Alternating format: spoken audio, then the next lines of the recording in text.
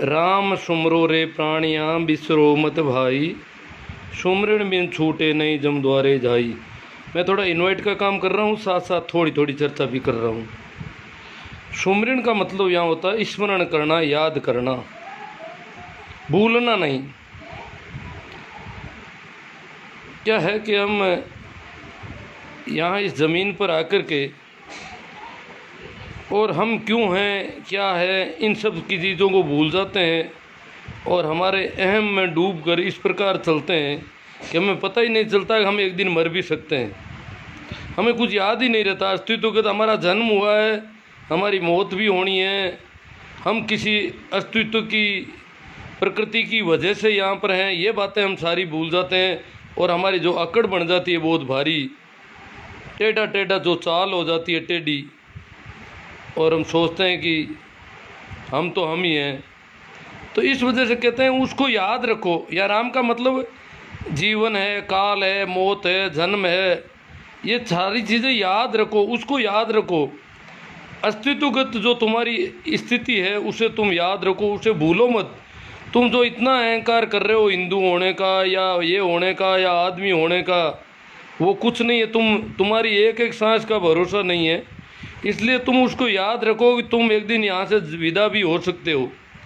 मृत्यु का स्मरण, ठीक इसी प्रकार राम का स्मरण। राम का नाम, यहाँ पर एक राम नाम है, राम नाम का कोई व्यक्ति नहीं है, कोई धनुर्धारी राम या ऐसा कुछ नहीं है। हमारे जो संतों ने राम नाम को याद रखने की बात की है, उसकी सतत याद बनी रहे, हम कुछ भी काम करते रहें पर उसको भूलें नहीं, उसकी याद ऐसी बनी रहे जैसे पनियारी पनघट पर पानी का घड़ा सिर पर रखती है और बातें करती चलती है। रास्ते में कई मोड़ आते हैं, बातों में भी कई मोड़ आते हैं, फिर भी उसकी एक सुरती रहती है अपने घड़े में, वो घड़े को गिरने नहीं देती है, ऊपर उसके घड़ा है। ठीक इसी प्रकार जैसे एक माँ अपनी घर के रसोई के सारे काम करती है और उसका बच्चा अगर कहीं खेल रहा है बरामदे में, तो वो सारे काम करते हुए भी एक उसकी सुरती उस बच्चे में बनी रहती है। ऐसी ही हमारी सुरती, हमारी स्मृति राम में बनी रहे, हमारी स्थिति स्मृति जो है अस्तित्व में बनी रहे। ये सारी बातें कहने के लिए संतों ने कहा है, राम सुमरो रे प्राणिया बिसरो मत भाई, सुमरन बिन छूटे नहीं जम द्वारे जाई। मैं इनका एक एक बात का अर्थ करूँगा। ये जो राम सुमरन की बात कर रहे हैं यहाँ खेड़ापा में हुए, जोधपुर ज़िले में खेड़ापा गांव है, वहाँ संत हुए रामदास। कहते हैं कि संत रामदास का गांव तो लिखवा भीकमकोर था, वहाँ से वो निकल करके और यहाँ अपने ननिहाल में आकर के बस जाते हैं। और ये एक भजन उनका बहुत प्यारा भजन है। वो कहते हैं राम को याद रखो, अस्तित्व को याद रखो, तुम यहाँ क्यों हो, कब तक हो, इन सारी चीज़ों को याद नहीं हो। अकड़ करके यूँ जैसे हम कभी कहीं अकड़ में खड़े हैं, हमें पता नहीं रहता कि हमारी मौत भी होने वाली है क्या।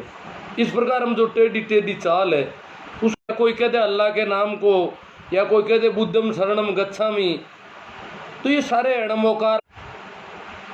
तो संत रामदास जी जिस राम सुमरन की बात है उसी की कबीर ने बात की है, रैदास ने की है, मलूक ने की है, सारे संतों ने, सुंदरदास, रजब, दादू, ये सब राम नाम के सुमरन की बात।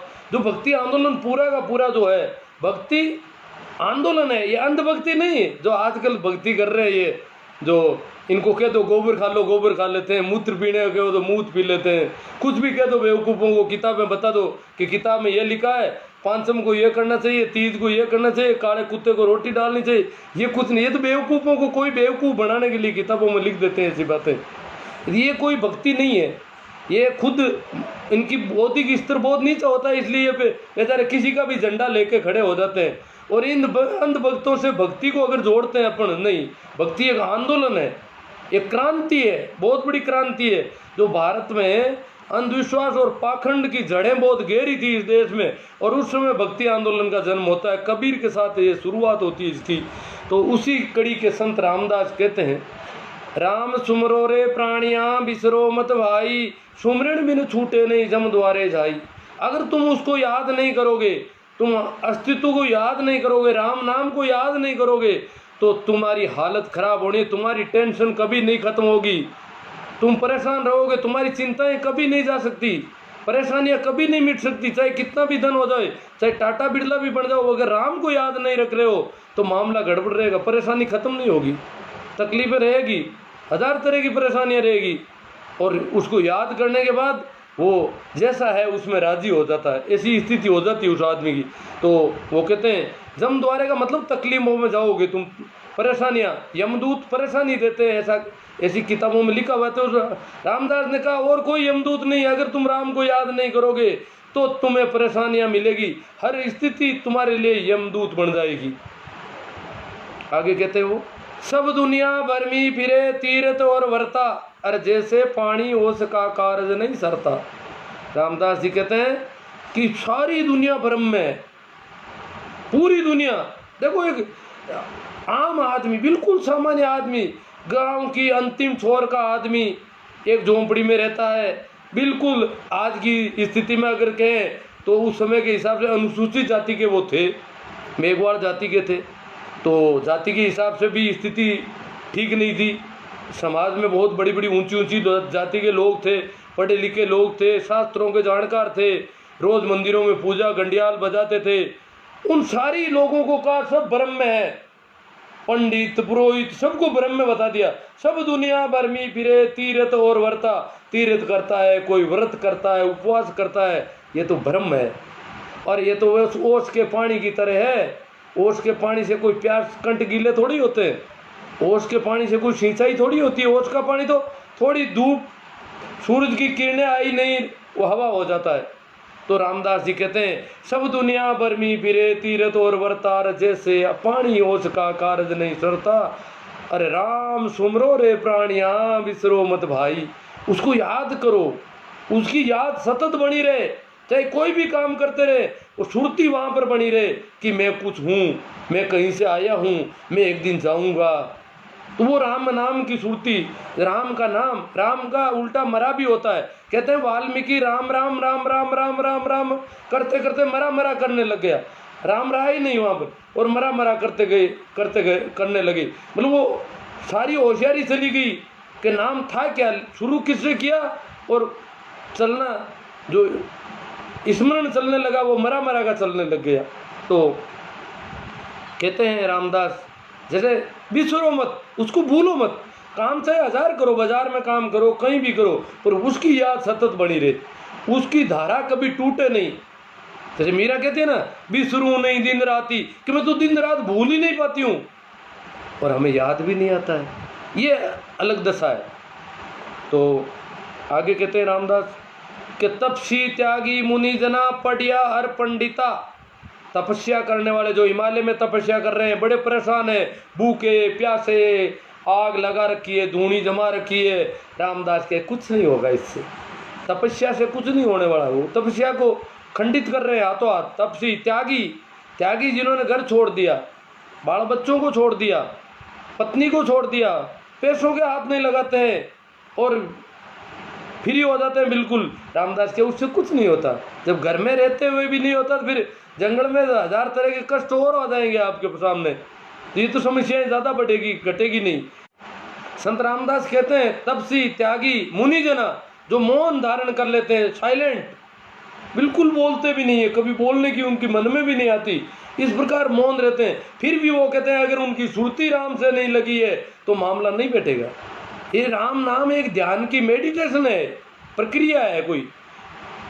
तो कहते हैं तपसी त्यागी मुनि जना पढ़िया और पंडिता, पढ़े लिखे लोग, पंडित, नाम बिना खाली रहा, ये राम का नाम अगर नहीं ले रहे हैं, राम नाम की सुरती नहीं बनी है तो सब बर्तन खाली है।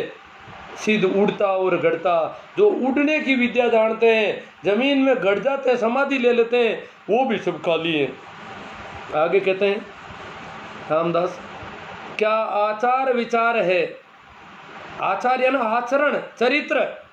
रामदास कहते हैं चरित्र से कुछ नहीं होने वाला है, आचरण। जैसे ये तथाकथित महात्मा, धर्मगुरु, पंडित, पादरी, मौलवी, ये आचरण की बातें सिखाते हैं, ये करो वो करो, रोजे रखो, नमाज पढ़ो, उपवास करो, 11 का करो, सोमवार का व्रत करो, ये सारे बकवास ये सिखाते हैं आचरण की बातें। इसके अलावा और ये खाओ, ये मत खाओ, झूठ मत बोलो, चोरी मत करो, बेईमानी मत करो, ये सारी बातें ये आचरण में सिखाते हैं। बीड़ी मत पियो, दारू मत पियो, ये सारी बातें संतों ने कभी किसी वाणी में ऐसा नहीं कहा कि तुम ये मत खाओ और ये मत पियो। वो मतलब खा रहे हो तो खा रहे हो, अगर खाने से भी समस्या नहीं मिट रही है तो नहीं खाओगे तो एक टेंशन और हो जाएगा।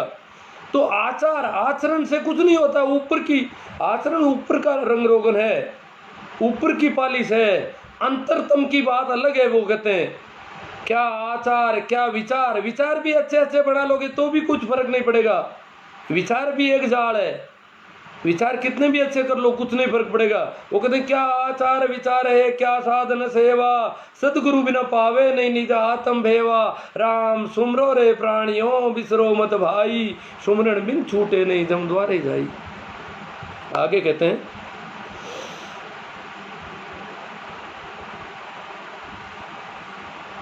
जगत भेक एको मता, एक लाइन हो सकता है मैं भूल गया हूँ, देख रहा हूँ।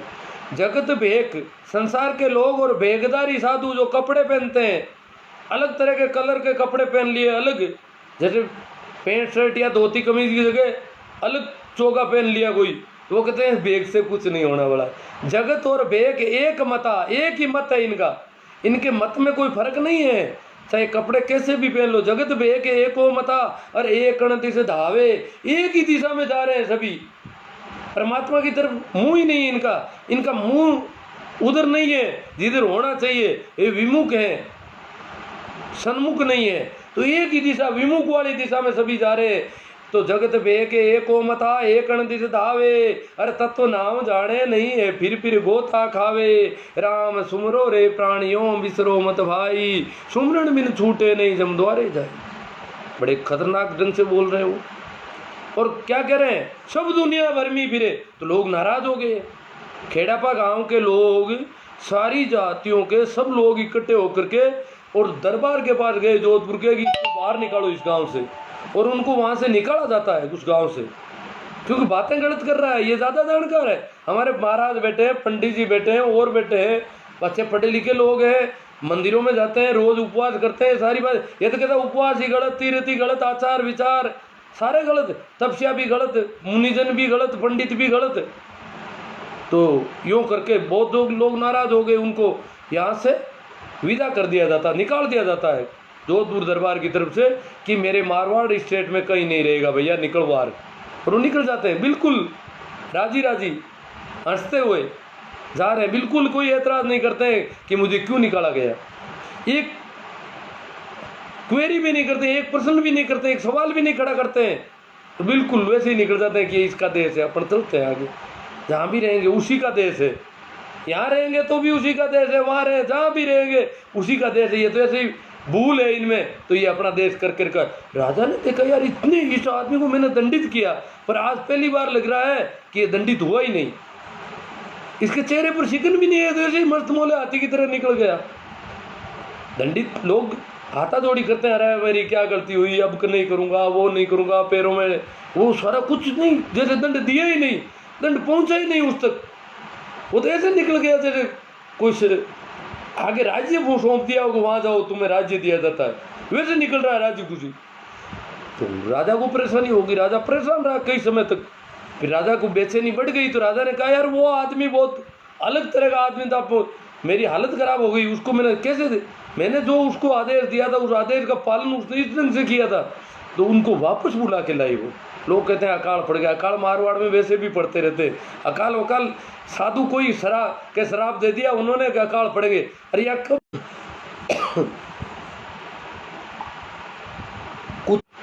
कुछ लोग कहते हैं राजा बीमार पड़ गए इसलिए उनको बुलाए, बीमारी है, परेशानी हो गई राजा को, ये क्या हुआ मेरे साथ, उस आदमी के साथ मैंने जो व्यवहार किया उसका प्रत्युत्तर बिल्कुल अलग तरह का था, तो राजा को परेशानी बढ़ती गई। चलो आगे चलते हैं अपन।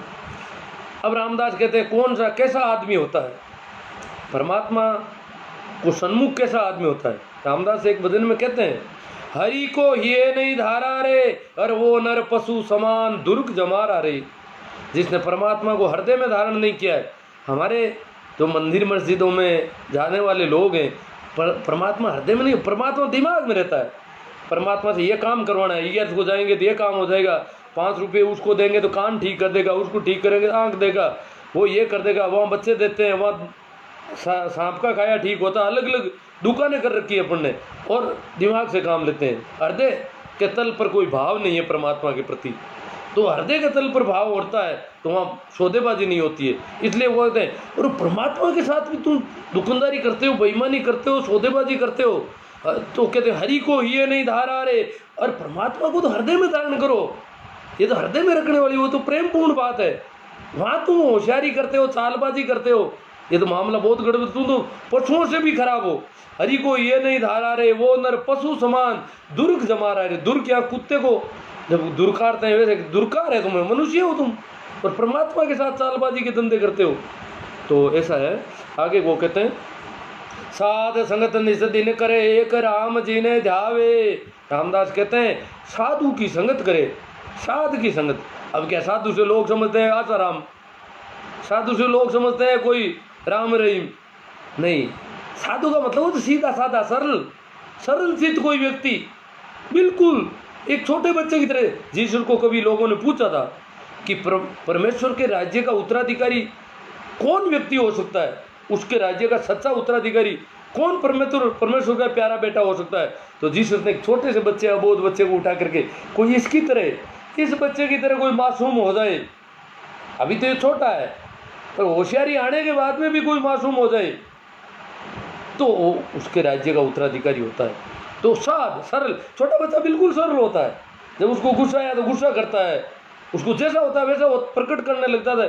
ये होशियारी नहीं करता है किसी प्रकार की।